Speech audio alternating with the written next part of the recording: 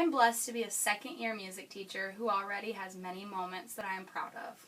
At the top of the list would be last year when my 7th grade choir of 110 students decided that they wanted to audition for an Andy Grammer competition. As a teacher and a performer, I often hope to be able to simply promote and foster the gifts and the dreams within each student already. Being able to be the #1 supporter and fans of the students, I was able to help them prepare for the competition, and I got to cheer them on as they won and performed for Andy on his stage with his band in Pontiac, Michigan.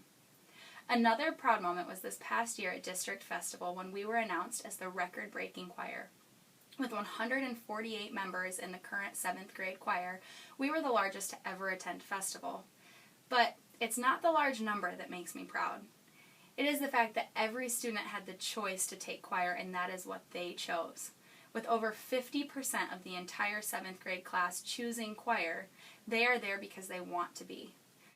Negativity from other staff members, negativity towards the arts and within the arts, and the negative environment that some of my students come to school with.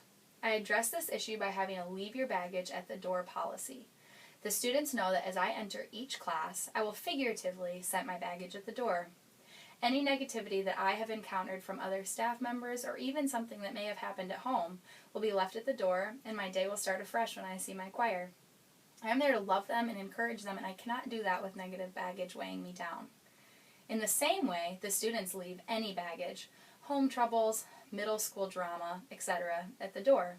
They always know they can talk to me about any issue, and they so often do. But either way, their 45 minutes within my class is a break from the struggles of daily life, a time where we encourage each other and we lift each other up. I love music so much because it often gives me the encouragement, the moment of peace, and the break from the struggles of daily life that I so often need. I hope to give that same feeling towards my students.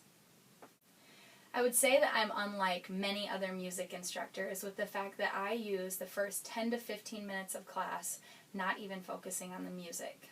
This time is spent encouraging each other, meeting at each student's level, and creating a solid foundation of trust. We have encouragement buckets for class in which the students can anonymously leave notes for other students within their choir or even for other choirs. We read these notes at the beginning of each class and give them to the named student to keep. These notes help students to feel encouraged and supported. They often talk about the students' musical and leadership gifts, but they also transcend much deeper than music. They speak to their strengths, the power within their smile, and the positive effect on those around them. I've been moved to tears by these notes on many occasions. I implement a lot of team building, the encouragement box being one example, because you cannot get a middle school student to buy into music until they buy into you.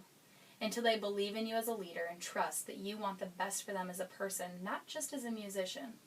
Once the foundation of trust is built, the music will immediately pass a standard that it would have been at with those lost 10 to 15 minutes of rehearsal. These students are willing to take a risk, to step outside of their comfort zone because they know that someone in that class believes in them.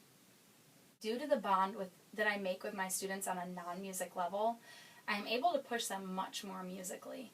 In our 8th grade musical this year, I have many of the most athletic boys splitting their time between sports and the musical because they know that I believe in them to succeed, and they have received the encouragement to try. I have students singing solos that say they never would have been able to stand in front of people in the past, let alone sing, because they trust the environment they are in.